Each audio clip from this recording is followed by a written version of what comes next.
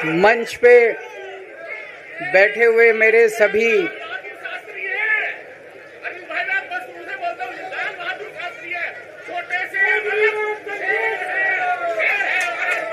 शुक्रिया। मंच पे बैठे हुए मेरे आम आदमी पार्टी के सभी साथीगण, नेतागण, आज यहाँ पे इतनी बड़ी संख्या में आए हुए सभी भाइयों बहनों और जो टीवी के माध्यम से इस वक्त देश भर में लोग देख रहे हैं, उन सभी भाइयों बहनों, माताओं, बुजुर्गों, बच्चों, आप सब लोगों को मेरा नमस्कार, सबको मेरा प्रणाम। I love you too. सबसे पहले मैं ऊपर वाले का शुक्रिया अदा करता हूं, भगवान का शुक्रिया अदा करता हूं, जिनकी हमेशा हम लोगों के ऊपर बहुत कृपा रहती है, बहुत आशीर्वाद रहता है भगवान का, भोलेनाथ का, हनुमान जी का बहुत आशीर्वाद रहता है। इसी वजह से इतनी बड़ी बड़ी मुसीबतों से निकल के हम लोग आते हैं। इतने बड़े बड़े सामने हमारे दुश्मन हैं, जिनसे लड़के हम लोग सफल होते हैं। एक छोटी सी पार्टी जिसने इस देश की राजनीति बदल के रख दी। मैं इसीलिए सबसे पहले ऊपर वाले का पूरे सम्मान के साथ शुक्रिया अदा करता हूं और आशीर्वाद चाहता हूं।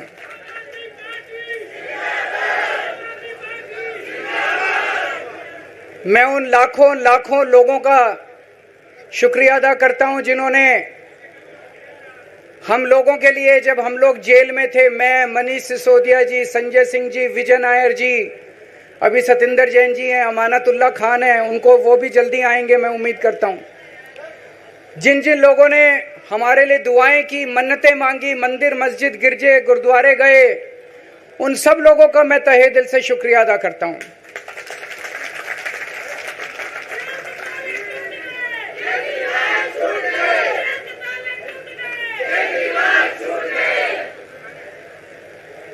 जेल में काफी वक्त मिला सोचने का, पढ़ने का, और कई किताबें पढ़ी, पॉलिटिकल किताबें पढ़ी, अपने स्वतंत्रता के आंदोलन की किताबें पढ़ी, गीता कई बार पढ़ी, रामायण पढ़ी, महाभारत पढ़ी। आज मैं अपने साथ एक किताब लेके आया हूं, ये भी मैंने कई बार पढ़ी, भगत सिंह की जेल डायरी। आप लोगों ने पढ़ी है? पढ़ना इसको जरूर, खरीद लेना, खरीद के इसको पढ़ना, भगत सिंह की जेल डायरी। जब भगत सिंह जेल में थे, आज से 90-95 साल पहले, उन्होंने जेल के अंदर अपने लेख लिखे थे, वो लेख इसमें हैं। और जेल के अंदर से उन्होंने बाहर कई लोगों को खत लिखे थे, उन्होंने अपने क्रांतिकारी साथियों को खत लिखे थे, उन्होंने देश के युवाओं के नाम खत लिखे थे। बलिदान से पहले साथियों को अंतिम पत्र 22 मार्च 1931, ये खत उन्होंने जेल से लिखा और उनके साथियों तक पहुंचाया अंग्रेजों ने। बटुकेश्वर दत्त की बहन प्रोमिला को पत्र, बचपन के दोस्त जयदेव गुप्ता को पत्र, वाइसरॉय को पत्र, ये सारे पत्र अंग्रेजों ने भगत सिंह के पहुंचाए। युवाओं के लिए जो पत्र लिखा, वो पत्र बकायदा युवाओं के एक सम्मेलन में पढ़ के सुनाया गया। भगत सिंह की शहादत के 95 साल बाद आजाद भारत के अंदर एक क्रांतिकारी मुख्यमंत्री जेल गया। मैं अभी जेल गया, मैंने जेल से एक ही पत्र लिखा था एलजी साहब को। 15 अगस्त था, देश का स्वाधीनता दिवस था। देश के आजादी के दिवस के ऊपर दिल्ली का मुख्यमंत्री दिल्ली सरकार की तरफ से झंडा फहराता है। मैंने एलजी साहब को 3 दिन पहले चिट्ठी लिखी, 15 अगस्त के 3 दिन पहले, कि एलजी साहब, मैं चूंकि जेल में हूं, मेरी जगह आतिशी जी को झंडा फहराने की इजाजत दी जाए। कुछ गलत तो नहीं लिखा? वो चिट्ठी मेरी एलजी साहब तक नहीं पहुंचाई गई, मुझे चिट्ठी वापस करी गई और मेरे को ये वार्निंग जारी की गई। ये वार्निंग भी लेके आया हूं, जिंदगी भर साथ रखूंगा ये मेरे को वार्निंग दी गई कि दूसरी बार अगर आपने एलजी साहब को चिट्ठी लिखने की हिम्मत करी तो आपके साथ जो फैमिली मुलाकात होती है हर हफ्ते, वो फैमिली मुलाकात बंद कर दी जाएगी। मैं मन में सोच रहा था, अंग्रेजों ने भी नहीं सोचा था कि आजाद भारत के अंदर 95 साल के बाद अंग्रेजों से ज्यादा क्रूर और अत्याचारी शासक इस देश के ऊपर आएगा। आपने सुना होगा बटुकेश्वर दत्त और भगत सिंह ने असेंबली में एक बम फेंका था, या सुना है सब लोगों ने? तो दोनों को जेल हुई, दोनों को एक ही जेल में रखा गया, बगल बगल वाली कोठरी में रखा गया। ये मैं चिट्ठी पढ़ के सुना रहा हूं आपको भगत सिंह की, जो उन्होंने प्रमिला को, बटुकेश्वर दत्त की बहन को लिखा। कल रात बट्टू को किसी दूसरी जेल में भेज दिया गया है, तब तक वो उनके साथ ही था भगत सिंह के। ये चिट्ठी 17 जुलाई 1930 की है। उनकी जुदाई मेरे लिए असहाय हो रही है। भगत सिंह लिख रहे हैं बटुकेश्वर दत्त की बहन को कि बटुकेश्वर दत्त की जुदाई मेरे लिए असहनीय हो रही है। आज पहला दिन है जब मैं अपने को पूरी तरह उद्विग्न पा रहा हूं और मेरे लिए हर मिनट एक बोझ बन गया है। एक मित्र से जुदा होना सचमुच सगे भाई से भी ज्यादा प्रिय थे मेरे को बटुकेश्वर। तो दोनों साथ रहते थे। 95 साल के बाद मनीष सिसोदिया और केजरीवाल एक ही केस में जेल जाते हैं। मनीष सिसोदिया को अलग जेल में रखते हैं, मेरे को अलग जेल में रखते हैं, साथ मिलने की इजाजत नहीं दी जाती। आजादी की लड़ाई जब हुई, जवाहरलाल नेहरू जेल गए, महात्मा गांधी जेल गए, बाबा साहब अंबेडकर जेल गए, चंद्रशेखर आजाद जेल गए, अशफाकुल्ला जेल गए, कितने स्वतंत्रता सेनानी जेल गए, कई कई सालों तक जेल गए। जब वो जेल जाते थे उनसे मुलाकात के लिए उनके साथी उनसे मिलने जाया करते थे, उनके घर के लोग जाते थे, उनके रिश्तेदार उनसे मिलने जाते थे, और जब वो मिलने के लिए जाते थे वो उनसे पॉलिटिकल बातें करते थे। वो उनसे बातें करते थे कि कैसे अंग्रेजों को उखाड़ के फेंकना है। जब मिलने के लिए जेल में जाते थे, जब मैं जेल में था एक दिन संदीप पाठक मेरे से मिलने के लिए आया। मैं भी पॉलिटिकल आदमी हूं, वो भी पॉलिटिकल, हमारी पार्टी का संगठन मंत्री है। आके उसने मेरे से पॉलिटिकल बातें करी। और क्या करता, रोमांटिक बातें थोड़ी करता। तो पॉलिटिकल आदमी वो, पॉलिटिकल आदमी मैंने उससे पूछा देश में क्या चल रहा है, उसने देश की पॉलिटिकल हालत बताई। मैंने उससे पूछा पार्टी में क्या चल रहा है, उसने संदीप पाठक को ब्लैक लिस्ट कर दिया गया। उसके बाद मेरे से मिलने नहीं दिया गया। भगत सिंह जब फांसी पे चढ़े, उन्होंने सपने में भी नहीं सोचा था एक ऐसा भारत होगा। आज से 95 साल के बाद इस देश के अंदर इतनी क्रूर और अत्याचारी सरकार आएगी कि अंग्रेजों को भी पीछे छोड़ देगी। दोस्तों,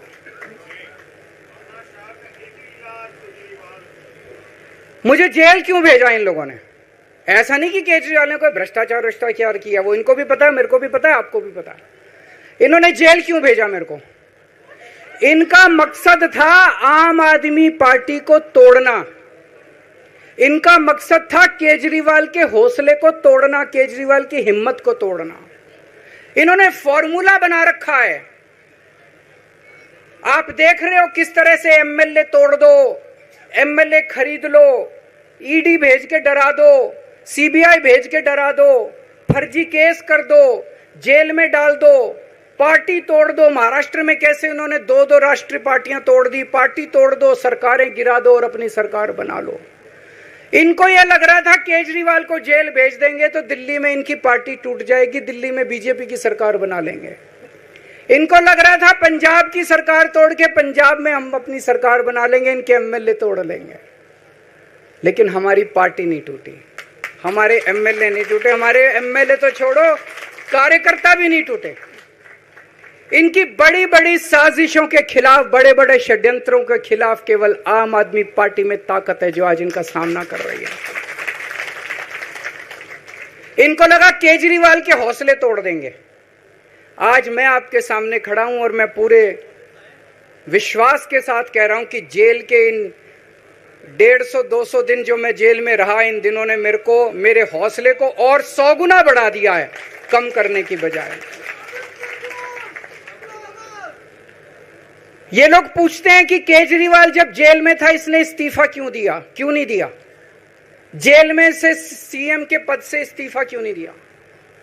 मैंने इस्तीफा इसलिए नहीं दिया क्योंकि मैं देश के जनतंत्र को बचाना चाहता था। इन्हें जो इतने फॉर्मूले बना रखे हैं, एमएलए तोड़ दो, पार्टियां तोड़ दो, एमएलए खरीद लो, डरा दो, अब एक फॉर्मूला और इन्होंने नया बनाया है। जहां जहां ये चुनाव हारे वहां वहां के मुख्यमंत्री पे फर्जी केस करके उसको गिरफ्तार कर लो और उसकी सरकार गिरा दो। अगर मैं इस्तीफा दे देता, अगर मैं हेमंत सोरेन साहब ने इस्तीफा दिया, मैं भी इस्तीफा दे देता। इन्होंने सीतारमैया पे भी अभी केस किया है, सीतारमैया साहब के ऊपर। इन्होंने पिनाराई विजयन के ऊपर भी केस कर रखे हैं, ममता दीदी के ऊपर केस कर रखे हैं। ये एक ऑपोजिशन के मुख्यमंत्री को नहीं छोड़ते, एक एक को पकड़ के फर्जी केस कर करके उनको जेल में डाल देते और एक एक की सरकार गिरा देते। मैं जेल में गया, अभी 10 दिन पहले सुप्रीम कोर्ट की एक बेंच ने पूछा सरकार से कि जेल के अंदर से सरकार क्यों नहीं चल सकती। बड़ा आप लोगों ने अखबार में, सुप्रीम कोर्ट ने पूछा है केंद्र सरकार से कि जेल के अंदर से सरकार क्यों नहीं चल सकती, तो जेल के अंदर से सरकार साबित कर दिया हमने। अब मैं देश के सारे नॉन बीजेपी मुख्यमंत्रियों से हाथ जोड़ के विनती करना चाहता हूं, अब अगर प्रधानमंत्री जी हिम्मत करें आप पे फर्जी केस करके आपको जेल में डालें, इस्तीफा मत देना, किसी हालत में इस्तीफा मत देना। जेल से सरकार चलाना हम सबको मिलके, ऐसा नहीं कि हम पद के लालची हैं, ऐसा नहीं कि मुख्यमंत्री पद हमारे लिए महत्वपूर्ण है, इसलिए क्योंकि हमारे लिए हमारा संविधान जरूरी है, हमारा देश जरूरी है, जनतंत्र जरूरी है, जनतंत्र को बचाना जरूरी है। इतने भारी बहुमत से जीती हुई सरकार, एक बार 70 में से 67 सीट आई, एक बार 70 में से 62 सीट आई, और आप पकड़ के जेल में डाल दोगे और कहोगे इस्तीफा दे। मैं सारे मुख्यमंत्रियों से आज हाथ जोड़ के विनती करना चाहता हूं, इनका ये नया फॉर्मूला भी आम आदमी पार्टी ने फेल कर दिया है, जो इन्होंने नया फॉर्मूला बनाया।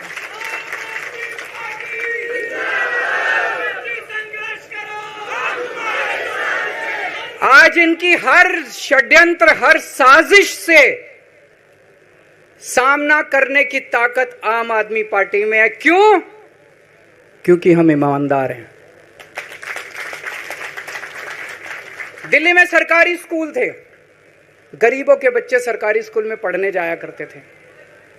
सरकारी स्कूलों की हालत बहुत खराब थी, गरीबों के बच्चों का कोई भविष्य नहीं था। 16 लाख बच्चे दिल्ली के सरकारी स्कूलों में पढ़ते थे। टूटे फूटे टिन के स्कूल थे, डिब्बे थे, स्कूल क्या डिब्बे थे, कोई पढ़ाई नहीं होती थी, गरीबों के बच्चों का भविष्य खराब था। उन गरीबों के बच्चों को पिछले 10 साल के अंदर 18 लाख बच्चों को हमने सरकारी स्कूल अच्छे बना के भविष्य दिया है। हम ये कैसे कर पाए? हम ये कर पाए क्योंकि हम ईमानदार हैं। आज अगर किसी के घर में कोई बीमार हो जाए, प्राइवेट में ले जाओ, लाखों लाखों रुपए खर्च हो जाते हैं। अगर थोड़ी सी सीरियस बीमारी हो, छोटी सी बीमारी हो, 10-15 हजार रुपए कहीं नहीं गए, इन बड़े बड़े अस्पतालों में ले जाओ। दिल्ली के अंदर हर सरकारी अस्पताल को शानदार बनाया, नए नए सरकारी अस्पताल खोले, गली गली में मोहल्ला क्लिनिक खोला, लोगों की चाहे अमीर हो चाहे गरीब हो, सबका इलाज, सबकी दवाइयां, सबके टेस्ट, पूरा इलाज मुफ्त कर दिया। क्यों? क्योंकि हम ईमानदार हैं। आज दिल्ली की महिलाएं जब बस में सफर करती हैं, उनकी टिकट नहीं लगती। बाकी देश की सरकारें घाटे में चल रही हैं, दिल्ली की सरकार ये सब सुविधा देने के बावजूद फायदे में चल रही है। क्यों? क्योंकि हम ईमानदार हैं। आज दिल्ली के अंदर इतनी सुविधाएं, 24 घंटे बिजली आती है आज दिल्ली में, पहले 8-8 घंटे के पावर लगते थे। हम ये कर पाए क्योंकि हम ईमानदार हैं। आज दिल्ली के लोगों को फ्री बिजली मिल रही है। कैसे? क्योंकि हम ईमानदार हैं। आज दिल्ली में जगह जगह सीसीटीवी कैमरे लग गए, स्ट्रीट लाइट्स लग रही हैं, लोगों को तीर्थ यात्रा कराई जा रही है। इतने कच्ची कॉलोनियों के अंदर पिछले 75 साल में इतनी सड़कें और गलियां नहीं बनी जितनी पिछले 10 साल के अंदर हमने सड़कें और गलियां बना दी। 75 साल के अंदर दिल्ली में इतनी पानी की पाइपलाइन नहीं डली जितने पिछले 10 साल के अंदर पानी की पाइपलाइन डाल दी। कहां से आया पैसा? क्यों? क्योंकि हम ईमानदार हैं। ये हमारी ईमानदारी से डरते हैं, ये हमारी ईमानदारी से डरते हैं। ये बिजली फ्री नहीं कर सकते, क्यों? ये बेईमान है। ये स्कूल ठीक नहीं कर सकते, इनकी 30-30 साल से सरकारें चल रही हैं कई राज्यों के अंदर, 25-25 साल से, 15-15 साल से इनकी सरकारें चल रही हैं। ये स्कूल ठीक नहीं कर सकते, अस्पताल ठीक नहीं कर सकते, ये फ्री इलाज नहीं दे सकते, ये बिजली फ्री नहीं कर सकते, ये 24 घंटे बिजली नहीं कर सकते। क्यों? ये बेईमान, ये बेईमान है। आज इन्होंने ईडी छोड़ दी, इनकम टैक्स छोड़ दिया, दिल्ली पुलिस छोड़ दी, इतने केस कर दिया हमारे ऊपर, और हम डट के खड़े हैं इनके खिलाफ, इनका मुकाबला कर रहे हैं, क्योंकि हम ईमानदार हैं। इसलिए ये मेरे को बेईमान साबित करना चाहते हैं, ये मेरे को बेईमान साबित करना चाहते हैं। मेरे ऊपर कीचड़ फेंक रहे हैं, मेरे ऊपर लांछन लगा रहे हैं, मुझे सुबह शाम गालियां देते हैं, लेकिन मेरे लिए बीजेपी इंपॉर्टेंट नहीं है, मेरे लिए आप लोग इंपॉर्टेंट हो। अगर देश की जनता, दिल्ली की जनता को लगता है केजरीवाल बेईमान है, मैं 1 मिनट के लिए सीएम की कुर्सी पे भी नहीं बैठूंगा। 1 मिनट के लिए मैं बैठने को तैयार नहीं। मैंने अपने जीवन में कुछ नहीं कमाया, मेरा बैंक अकाउंट खाली है, हमारी पार्टी का बैंक अकाउंट खाली है। मैंने जिंदगी में कुछ नहीं कमाया, अपनी इज्जत और अपनी ईमानदारी के सिवा मेरे पास कुछ नहीं आया। इनकम टैक्स में कमिश्नर की नौकरी करता था, 2000 में नौकरी छोड़ के सन 2000 से 2010 तक 10 साल मैंने दिल्ली की झुग्गियों के अंदर बिताए हैं। कुछ महीने दिल्ली की झुग्गियों में जाके रहा मैं, झुग्गी के अंदर, नंद नगरी, सुंदर नगरी की झुग्गियों के अंदर मैंने गली गली में खाक छानी है कि गरीब आदमी रहता कैसे, उसके घर का गुजारा कैसे चलता है। अगर पैसे कमाने हो तो इनकम टैक्स कमिश्नर की नौकरी बुरी नहीं थी। और जब मैंने नौकरी छोड़ी थी तब कोई पार्टी नहीं थी, कुछ नहीं थी। ऐसा नहीं था कि उस टाइम ये था मुख्यमंत्री बनने चला था या कोई पार्टी, कुछ नहीं था, कोई भविष्य नहीं था, केवल देश के लिए जुनून था कि देश के लिए कुछ करना है, देश के लिए कुछ करने हैं। 49 दिन की सरकार के बाद इस्तीफा दिया था, अपने असूलों के लिए इस्तीफा दिया था, किसी ने इस्तीफा मांगा नहीं था, अपने आप इस्तीफा दिया था। आज के तारीख में, आज के जमाने में कोई अपनी चपरासी की नौकरी नहीं छोड़ता। मैंने मुख्यमंत्री की कुर्सी छोड़ी थी, अपने आप छोड़ी थी। ना पद का लालच है, ना दौलत का लालच है, केवल देश के लिए कुछ करने का जुनून है, देश के लिए कुछ करने के लिए आए हैं।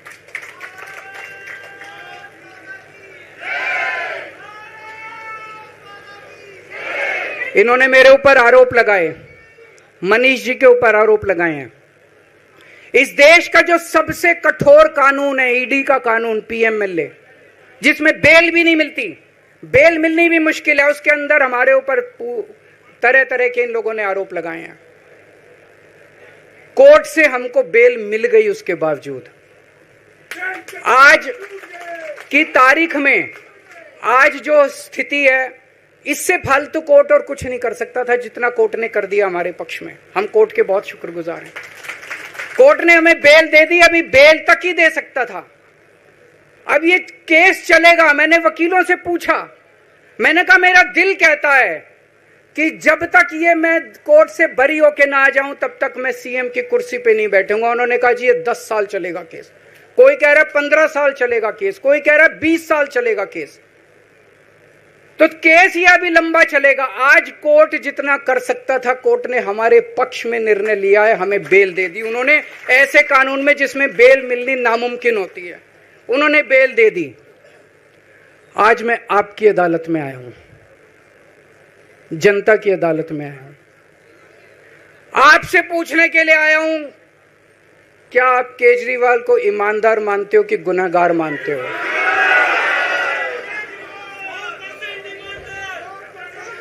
मैं दिल्ली की जनता से पूछना चाहता हूं, मैं देश की जनता से पूछना चाहता हूं कि क्या केजरीवाल ईमानदार है कि गुनहगार है? दोस्तों, 2 दिन के बाद, आज से 2 दिन के बाद मैं सीएम की कुर्सी से इस्तीफा देने जा रहा हूं।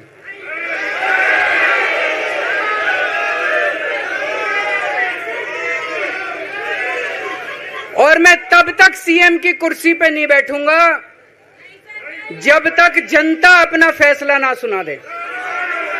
मैं जनता के बीच में जाऊंगा, गली गली में जाऊंगा, घर घर में जाऊंगा, और जब तक जनता अपना फैसला ना सुना दे कि केजरीवाल ईमानदार है, तब तक मैं सीएम की कुर्सी के ऊपर नहीं बैठूंगा।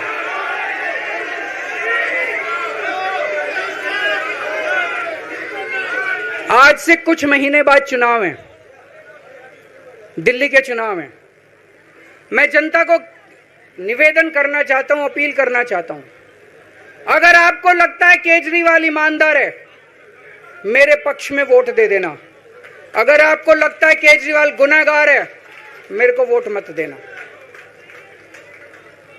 आप अगर मेरे को, आपका एक एक वोट मेरी ईमानदारी का सर्टिफिकेट होगा।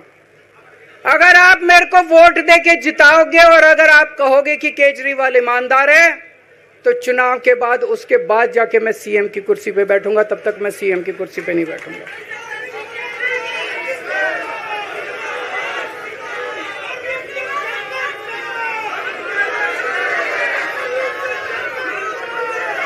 आपको लग रहा होगा अभी अभी जेल से रिहा होके आया है, ये कैसा क्यों बोल रहा है?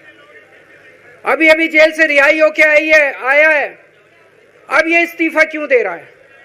इन्होंने मेरे ऊपर आरोप लगाया है। इन्होंने आरोप लगाया है कि केजरीवाल चोर है। इन्होंने आरोप लगाया है केजरीवाल भ्रष्टाचारी है। इन्होंने आरोप लगाया है केजरीवाल ने भारत माता के साथ धोखा किया है। ये करने के लिए नहीं आया था मैं, सत्ता से पैसा और पैसे से सत्ता, इस खेल के खेलने के लिए मैं नहीं आया था। मैं देश के लिए कुछ करने के लिए आया था। जब 14 साल के बाद भगवान राम वनवास से लौटे, सीता मैया को अग्नि परीक्षा देनी पड़ी थी। आज मैं जेल से आया हूं, मैं अपनी अग्नि परीक्षा देने के लिए तैयार हूं।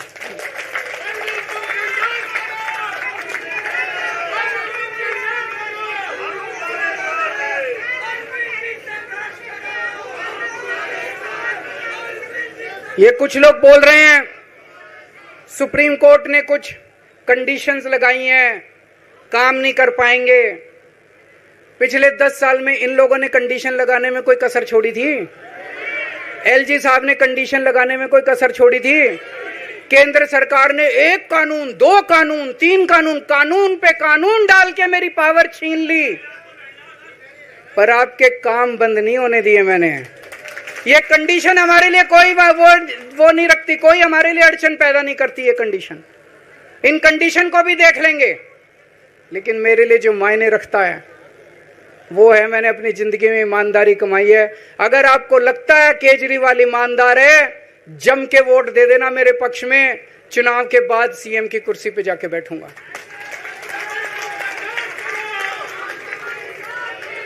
फरवरी में चुनाव है। आज इस मंच से मैं मांग करता हूं कि ये चुनाव नवंबर में कराए जाएं, महाराष्ट्र के साथ कराए जाएं, तुरंत कराए जाएं चुनाव। और जब तक आपका फैसला नहीं आएगा, तब तक मैं जिम्मेदारी नहीं संभालूंगा। और मैं, जब तक चुनाव नहीं होते, मैंने जैसे बताया 2 दिन के बाद मैं अपना इस्तीफा दूंगा। जब तक चुनाव नहीं होते, तब तक मेरी जगह आम आदमी पार्टी से कोई और मुख्यमंत्री बनेगा। अगले 2-3 दिन के अंदर विधायक दल की मीटिंग होगी और विधायक दल की मीटिंग में अगले मुख्यमंत्री के नाम का तय किया जाएगा। मैं मनीष जी से बात कर रहा था, जो पीड़ा मेरे मन में है वो पीड़ा मनीष जी के मन में भी है। इनके लिए भी वही सब कहा गया जो मेरे लिए कहा गया है। मनीष जी का भी कहना है कि ये दिल्ली के उप मुख्यमंत्री और शिक्षा मंत्री और मंत्री का पद तभी संभालेंगे जब दिल्ली की जनता कहेगी कि मनीष सिसोदिया ईमानदार है। तो मैं और मनीष सिसोदिया, हम दोनों का फैसला आपके हाथ में है, जनता के हाथ में है। हम दोनों जनता की अदालत में जा रहे हैं, गली गली जाएंगे, जनता के बीच में जाएंगे और उनसे पूछेंगे, अगर जनता कहेगी ईमानदार है तो हम आके इसकी कुर्सी पे बैठेंगे। 2020 में आया था मैं, 2020 में मैंने कहा था, मैंने अगर काम किया हो तो मेरे को वोट देना और काम नहीं किया हो तो वोट मत देना, कहा था कि नहीं कहा था? आज मैं आपके बीच में आया हूं, मैं कह रहा हूं अगर मैं ईमानदार हूं तो वोट देना, अगर मैं बेईमान हूं तो वोट मत देना, बिल्कुल मत देना। भारत माता की, भारत माता की।